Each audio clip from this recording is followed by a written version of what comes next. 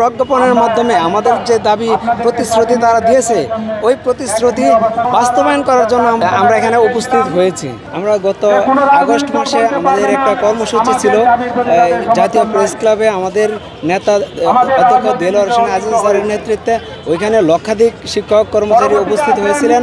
আমাদের দাবি ছিল শিক্ষক কর্মচারীদের শতাংশ হারে 20% বাড়ি ভাড়া, কর্মচারীদের জন্য 75% উৎসব ভাতা এবং 1500 টাকা মেডিকেল ভাতা।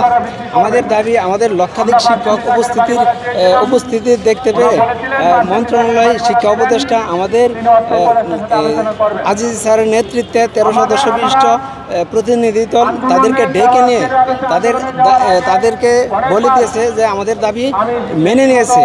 আমাদের দাবি অলরেডি আপনারা অবগত আছেন, আমাদের দাবি সরকার পক্ষ মেনে নিয়েছে। আমরা এখন দাবি আদায়ের জন্য না, আমাদের প্রজ্ঞাপনের মাধ্যমে আমাদের যে দাবি প্রতিশ্রুতি তারা দিয়েছে ওই প্রতিশ্রুতি প্রজ্ঞাপন জারির মাধ্যমে বাস্তবায়ন করার জন্য আমরা এখানে উপস্থিত হয়েছি।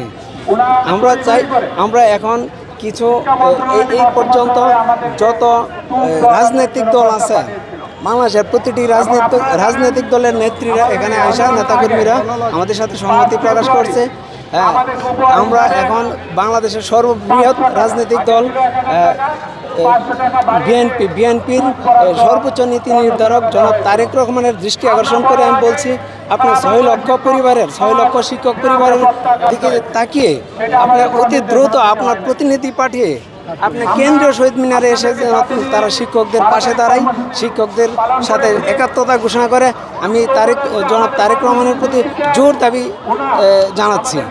আমাদের প্রজ্ঞাপন দিবে বলে আমাদের অধ্যক্ষ দেলোয়ার হোসেন আজিজ স্যার যখন আগস্টে আমাদেরকে বলছিল দাবি মেনে নিয়েছে, তখন উনি ওই উপদেষ্টাদেরকে আলটিমেটাম দিয়ে দিয়েছিল যে 2 মাসের মধ্যে যদি আমাদের দাবি মেনে না, 10 অক্টোবরের মধ্যে দাবি মেনে না নিলে 12 অক্টোবর থেকে আমরা লাগাতার কর্মসূচিতে যাব। এর ভিতরে আমাদের প্রজ্ঞাপন দিবে শিক্ষা উপদেষ্টা, অর্থ উপদেষ্টা তাদের চিঠি চালাচালি বিভিন্ন তাল বাহানার মাধ্যমে আমাদের সময় ক্ষেপণ করেছে।